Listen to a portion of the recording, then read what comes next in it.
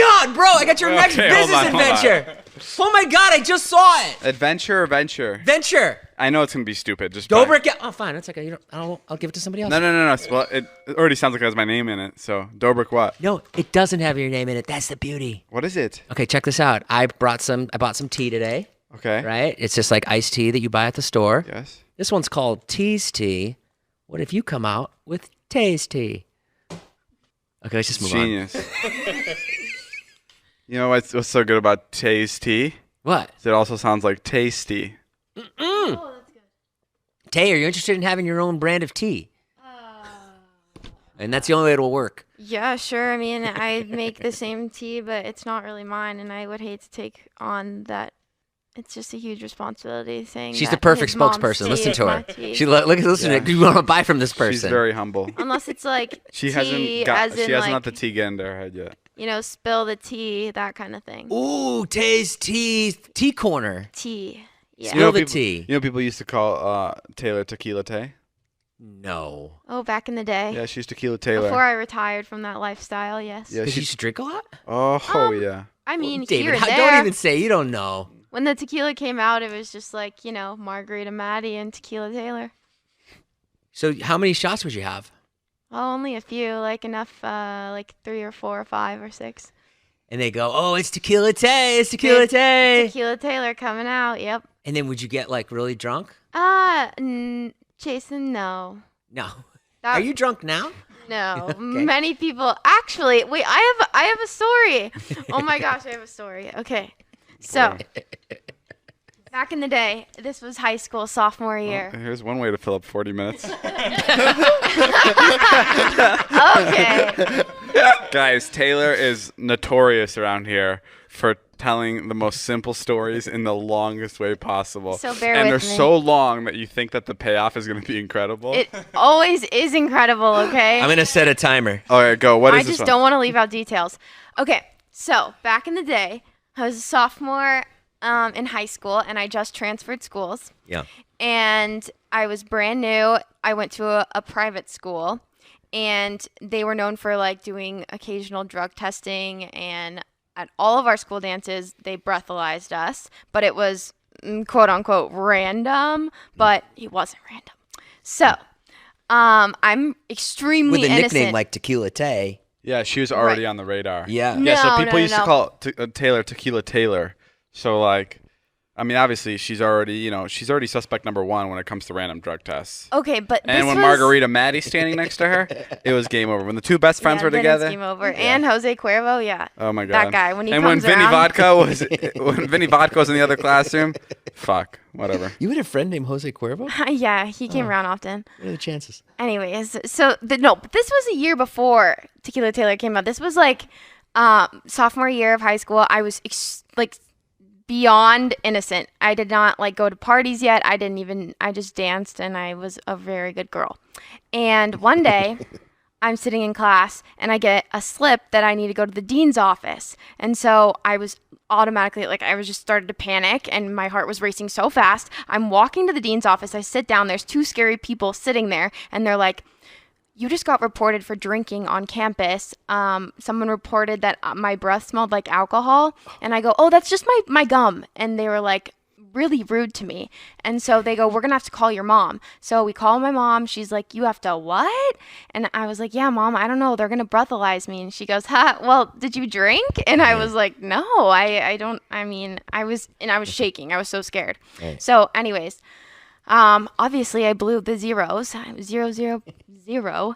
And I guess some teacher reported me for drinking on campus. So after that, I don't know if it was my personality that people think that like I'm drunk all the time, or that I did smell like alcohol, but I was extremely offended. And after that, I was pretty much scarred. But then I, not until my junior year did I find tequila. And You're so happy and easygoing that I could see people thinking you're drunk. right. And know? that, yeah. So whoever it was that told on me, screw you. Okay, so the story was you were told on.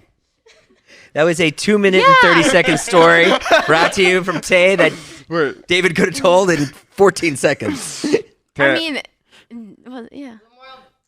That was a good story. But so the moral of the story is that you weren't drunk, but that people thought you were drunk. Yeah, I got told on, and they told me afterwards that my breath smelled like alcohol. It's a good story. I liked it. It's not a bad story, Taylor. No, it's good. I was just... Taylor, good story. Thank Good job, you. Taylor. Everyone We're say good job, Taylor. Joe, cut that out. I still think That's you're not drunk fair. a lot. I know. That's why I'm telling this. This is important. Have you ever been to the drunk rest at work? Of my life. Have you ever been drunk here? No, Never. no, not when people don't know. I think I've seen Taylor drunk once. Yeah. After a big victory at Dobrik LLC, like Right. David does something Of course. cool, and your eyes are all celebrating. Have you had like a beer with David or anything? No. Ilya's just poured like 4 shots for Ella and I. Okay. Yeah. Yeah. Howard Stern has a crew on his show. It's called the Whack Pack, and it's like 9 or 10 guys that are like fucking insane that he interviews. And you're having Whack Pack tendencies right now. I keep getting compared to weird people that I don't know. All right, let's move on. That was Tea Time with Taylor. Thanks, guys. Guys, Mr. Killinger's back. Our very own in-house school teacher. We have one here now in the studio. Mr. Killinger, you were a teacher for a record 3 years? It's 6 years at Vernon Hills. Okay, yeah. So you weren't a teacher for long, but you definitely got the experience. 8 then. years total, 6 years at VH. Did you ever snitch on a kid? Did you ever find a kid doing something and you were, because you're fairly young, so you're close to the kid's age. I was, and that made it weird a lot of the times when I tried to not get like kids you in very trouble. much switched sides. Like you went from student to teacher real quick. The one that stands out that I was thinking about for like weeks afterwards, like I should have freaking written this kid up or something. But I saw a kid vaping right outside of the building, and like I looked at him, I was like, "Damn it! Like can you just not like just put that away?" And then I was like, really, it was like weighing on me whether or not I should write this kid up or not, because I mean, using tobacco or any products like that on campus is like an automatic problem. But like, he was like the clarinet player in the pit orchestra, and I was directing the musical, and the musical is coming up like in a week, and I knew that if I got him in trouble, then he was gonna have to miss like 3 rehearsals and a performance. And I was like, but he's like my clarinet guy, so I need him. I need him for that. And it's also Damn, clarinet guy got a big ego. He's smoking outside of the school. He's like, this fucking bitch needs me. But it was yeah, totally. I'm sure he doesn't know like why I didn't write him up, but it was kind of bullshit. Did because, you confront him? No, aside from telling him just like to put it away. But you went up to him and you were like, hey, stop vaping. Well, I mean, like we couldn't miss each other. Like I took like one step outside the door to get some fresh air, and like I looked to my left and he was standing right there. Was he vaping. panicked? Yeah, no, he was freaking out. Dude, that's the fucking craziest. It was so funny though, and yeah, so I didn't. It's unfair because like athletes, if you're on a basketball team and you've got 25 games and like 100 practices and stuff, then you miss 5 practices in 1 game. But like compared to a musical, there's like 3 performances, and I'm not. It's unequal. I'm like, I'm not gonna get this fine arts kid in trouble for vaping when he's gonna miss a third of the performances based on this. That's funny. There's not a lot of people that can like instill that much fear into somebody's eye than like a teacher. I feel like there's 3 different jobs that like you can actually scare the fuck out of people. It's being a police officer, being a parent, and being a teacher. I feel like those 3 jobs are like where you can really scare the shit out of somebody.